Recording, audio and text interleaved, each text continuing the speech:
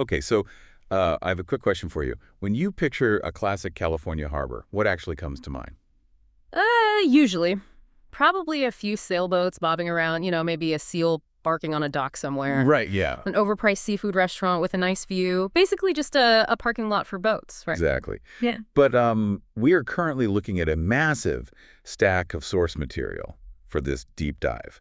We've got weekly harbor updates, detailed fish counts, museum calendars, and some seriously heavy-hitting infrastructure reports, all focused on Channel Islands Harbor. Right down in Oxnard, California. Yeah. And I have to say, looking at all this parking lot is definitely the wrong word. This place sounds like it's having a full-blown identity crisis right now. Oh, absolutely. It is definitely not just a parking lot. It's what you'd call a working harbor in the truest sense. But right now, sitting here in February 2026, it is at a very strange intersection. Hmm. It's arguably one of the most dynamic spots on the coast because you have these three distinct worlds just colliding at full speed. Right. And if you look at the sources, these worlds do not naturally go together at all. First, you've got this wild, almost prehistoric explosion of nature. We're talking whales, seabirds, and just an insane amount of fish. Yeah, the marine life is incredible. And then right next to that, you have this gritty, blue-collar, blue-tarp local culture. Yeah. And finally, literally crashing into all of that, you have these massive, multi-million-dollar international development projects that sound, honestly, kind of bizarre. It's a total collision of the old and the new. So Right. our mission today is really to figure out how a single coastal community balances all this. Like, how do you manage high traffic tourism and this gritty infrastructure overhaul? While maintaining the local culture. Exactly. How do you balance what looks like Sanddab Mania, which we will get to, with the construction of, get this, a German strawberry theme park? I still cannot believe the strawberry thing is real. Heh. But we will get there. Let's actually start with the water first. Good place to start. Because if you're planning a weekend trip and you are standing on the breakwall right now looking out toward the Channel Islands, the view is going to be pretty active. Active is an understatement. We are deep in the prime window for whale watching right now. And that season runs through May, right? Right, through May. And because Channel Islands Harbor is the closest launch point on the coast to the islands themselves, which a lot of people call America's Galapagos, you aren't just hoping for a random splash in the distance. No, the biodiversity reports are literally flagging potential sightings of blue whales, humpback whales, finback whales. And blue whales are the big ticket item. I mean, literally the largest animal on Earth. Yeah, and seeing them this close to the harbor entrance is just significant. It really reminds you that this isn't just some suburban waterway. It is the doorstep to a major marine sanctuary. It really is. And speaking of sanctuaries and remote places, there is this weirdly perfect connection happening on land right now. Oh, the museum event. Yeah. Well, everyone is out looking at the channel. The Maritime Museum is hosting an event on March 10th that focuses on the complete opposite end of the Earth. Right, the birding the bottom of the world presentation. Exactly. It's hosted by the Ventura Audubon Society, featuring a speaker named David Perexta. And he's talking about his bucket list trip to Antarctica, South Georgia, and the Falklands. Mm-hmm. And what's fascinating here is the juxtaposition. You've got people gathering in a room in Oxnard to hear about crossing the Drake Passage, which is widely considered the roughest stretch of ocean on the planet. Just brutal waters, right? Right, and they're doing this to learn about massive colonies of penguins and seabirds.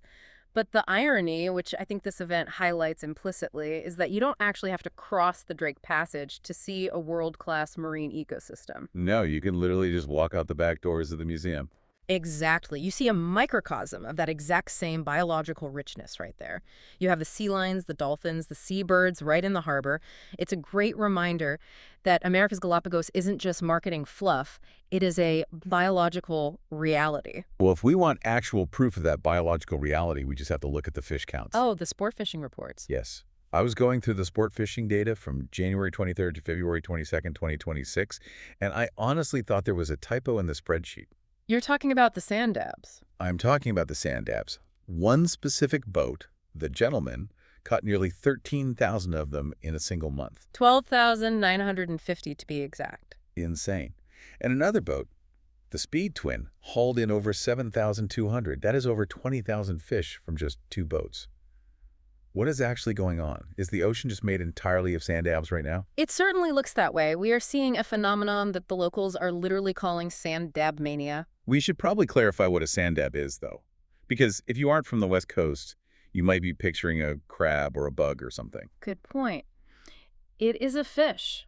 It's a small flat fish, basically a type of flounder. They live on the sandy bottom, which is where the name comes from. Got it. And they aren't huge trophy-sized fish. They're usually just pan-sized. But they are incredibly delicious. Very mild, sweet meat. You can kind of think of them as the popcorn shrimp of the flatfish world. Okay, so you catch them in high volume. Right.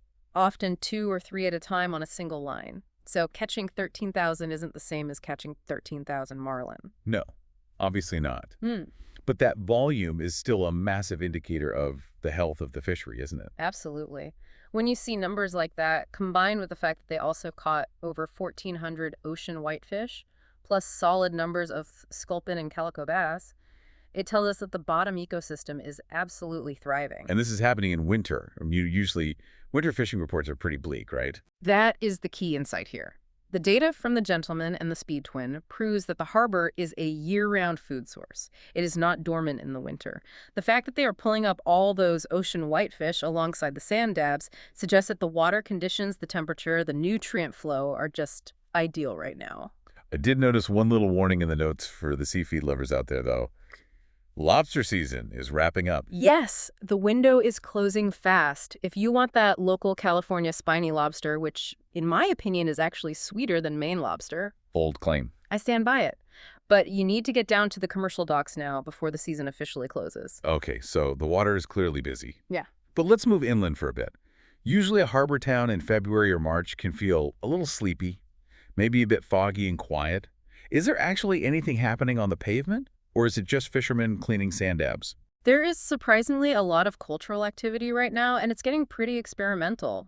We touched on the Maritime Museum earlier with the birding talk, but they are doing something in mid-March called Art Comes Alive that sounds, well, distinct. Art Comes Alive. It sounds a little like a horror movie. It's actually a really clever use of their collection. On March 14th and 15th, they are having actors dress up as the characters in the maritime paintings and historical exhibits. They literally step off the canvas to interact with you. So wait, I'm looking at a painting of a 19th century sea captain, and suddenly a guy in a wool coat just starts a dialogue with me. That is the concept, and they've split it into 2 different vibes, which is smart. Saturday night the 14th is the night at the Maritime Museum. Okay, evening vibes. Yeah, cocktail hour, 6:00 p.m. to 9:00 p.m.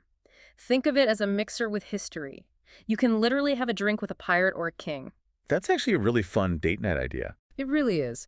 And then Sunday the 15th is the daytime family version.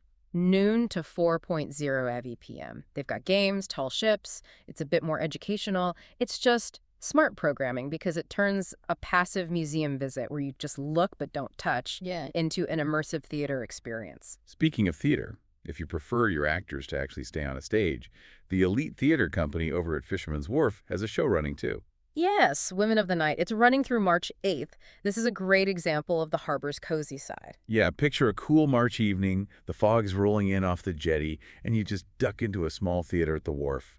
It really anchors the local cultural scene. Definitely. But let's be real. If you're going to the harbor, you are eventually going to want to eat. And I don't necessarily mean a white tablecloth situation. The source stack mentions this blue tarp secret at the farmer's market. Oh, this is the kind of intel that separates the tourists from the locals. So the farmer's market happens every Sunday, 9 a.m. to 2 p.m., but you are looking specifically for the Williams family booth. And they are always under a big blue tarp. Always under the blue tarp. And the claim here is bold. They say they have the best ceviche on both sides of the Mississippi. That is a massive geographical flex. Both sides covers a whole lot of territory. It does. I mean, does the Mississippi River even produce famous ceviche? Probably not. But still, it is a very strong statement. It basically implies they are the best in the country. And they also do these incredible fish tacos. It speaks to the authenticity of the place, you know? You can go to a high-end spot, or you can stand in a parking lot under a blue tarp and have arguably the best seafood of your life. And right next to that farmer's market, you have the actual fisherman's market over at the Suntex Marina docks. We mentioned the lobster earlier, but the notes also specifically highlight box crabs. Ah, yes, the box crab. I have to ask, What exactly is a box crab? Is it actually square? It kind of is. It looks like a heavy armored tank. They have these massive claws that fold up flat against their face, essentially creating a perfect box or a shield. Oh, wow. Yeah, and they are incredibly hard to crack open. You almost literally need a hammer to get into them, but the meat inside is notoriously sweet. It's a lot of work for a high reward. See, that is the exact deep dive detail we are looking for. Buying a crab that requires a hammer from a guy on a boat, that is the ultimate working harbor vibe. It connects you directly to the source. But, that connection brings up a really important responsibility. If we are pulling 20,000 sand dabs out of the water and harvesting box crabs, we have to talk about sustainability. Right. Who is teaching the next generation to not just strip mine the ocean? Which brings us perfectly to section 3 of our dive, stewardship. We have a fascinating profile here on a local guy named Kevin Brannon, who everyone knows as Community Kev. Community Kev. He runs Real Guppy Outdoors, right? He does. And I love his entire philosophy. He isn't just taking kids out and teaching them how to cast a line. He is actively teaching stewardship. What's the distinction there, practically speaking? Well, fishing is just the act of catching. Stewardship is the act of caring for the resource itself. He really bridges that gap for the youth. For example, they host these rod building and repair classes with a guy named Uncle Dave every second Saturday. Rod building. That feels like a lost art. It really is. But think about the psychology behind it. If a kid spends hours building their own fishing rod, wrapping the guides, gluing the handle, sanding it down, they develop a deep connection to that tool. They aren't just going to trash it. Exactly. And by extension, they are far more likely to treat the sport and the fish with more respect. It slows the whole process down and makes it intentional. And they host fee fishing days too, right? Yes, over at Hueneme Pier on the 4th Sunday of the month. Wait, let me make sure I'm saying that right. Wainimi.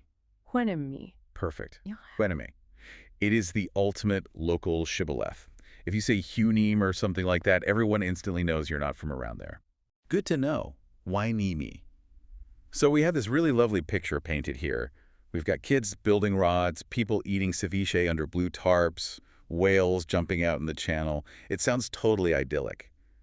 But we really need to talk about the noise. The background track to all of this. Yeah, because if you drive around the harbor right now, you cannot miss it. There is heavy industrial construction everywhere. And some of these projects are not just fixing a pothole. They're fundamentally changing what this harbor is. This is the transformation chapter. We are witnessing the physical reshaping of the coastline. Let's start with the one that literally made me stop and reread the notes. Fisherman's Wharf. It's been run down for years, right? Yeah. But the redevelopment plan, tell me I am reading this correctly, a German company called Carl's. You are reading it correctly. Carl's, they are a German brand famous for their strawberry villages. Stop. A strawberry village, like a literal theme park about strawberries, in the middle of a maritime harbor. Yes. In Germany, they are absolutely huge. They are these rustic, agricultural-themed destinations. They have rides, farmers markets, strawberry jams, cafes, and they have officially leased the Fisherman's Wharf site for 30 years. I'm just trying to wrap my head around this visual. You have salty commercial fishermen selling box crabs off their boats. And right next door, you're going to have, what, a German strawberry slide. It's a massive gamble, and it is a massive shift in tone. The plan is to blend the agricultural theme. And remember, Oxnard actually is a huge strawberry producer. That's true. The agriculture there is massive. Right, so they want to blend that with nautical features. But let's be perfectly clear, this is going to be a major international tourist attraction. It is the very first Carl's location in the entire U.S. So they chose Oxnard as their beachhead for an American invasion of strawberry villages. Exactly. And it is moving fast. The demolition permits were just approved last month in January 2026. The 30-year lease is official as of February, and they are targeting a spring 2028 opening.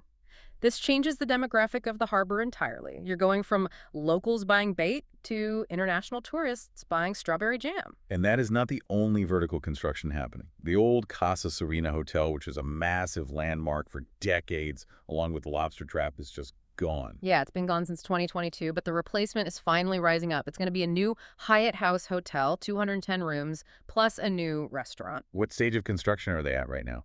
Well, as of January 2025, they started pounding in the concrete pilings. So right now, you are literally seeing the skeleton of a hotel that is going to dominate that skyline. It's completely replacing a 1970s relic with a modern corporate hospitality structure. And the Harbor Department headquarters itself is getting replaced too, right? Yeah. Also rubble. The old 1968 building was completely demolished in December of 2025. That was phase one.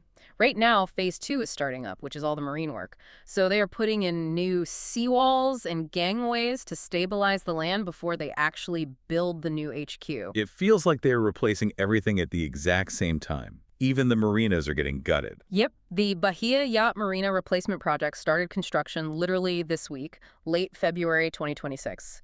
They are ripping out 84 old slips and putting in 91 brand new concrete floating docks. What concrete? It's all about longevity and stability. Wood eventually rots in the salt water. Concrete floats, and it lasts. It's a very clear sign that they are betting heavily on the long-term future of this harbor. They aren't just patching things up anymore, they are rebuilding it for the next 50 years. And underneath all of this construction, the pile driving, the demolition, the new docks there is the dredging. The dredging. That is the constant heartbeat of the harbor. It is a 247 operation right now. They are physically moving sand from the harbor entrance all the way down to Hunami Beach. Is that just to keep the boats from getting stuck in the harbor mouth? That is part of it for navigation, but it's mostly about stopping erosion. Hunami Beach is essentially disappearing. The physical structure of the harbor blocks the natural flow of sand down the coast, so they have to mechanically pump it. They are aiming for 2.2 to 2.5 million cubic yards of sand total for this cycle, just to keep the beach from washing away. Wow. Yeah, it's a massive, loud industrial intervention required to keep nature in balance. Okay, so let's zoom out for a second and synthesize all this. We've looked at the reports. We've got 20,000 Sanddabs piling up on the commercial docks. We've got Community Kev out there teaching local kids to respect the ocean. And we've got a German company planning a 30-year strawberry empire on the wharf. What does this all mean for you, the listener, if you are planning to visit? I think it means that Channel Islands Harbor is sitting on a very unique fault line of time. If you go there today, right now, in February 2026, you are seeing the friction. The old gritty harbor, the one with the blue tarps and the rusty fishing boats and the box crabs is still there. You can touch it. You can eat the ceviche. But the new harbor, this polished international destination with the Hyatt and the theme park, is rising literally out of the dust of the demolition. It really feels like a last chance moment to see the old version before it's gone. In a way, yes. The natural rhythm of the place, the whales migrating, the Sanddab schooling, that won't change. That is the constant. But the human experience of the harbor is about to shift radically from a local hangout to a polished global destination. And that brings up a really tough, provocative thought to leave you with. With Carl's bringing this very specific, polished European village vibe, how does the identity of America's Galapagos shift? Does it lose its soul when it becomes an international tourist destination, or does it just get a better bakery? That is the ultimate question.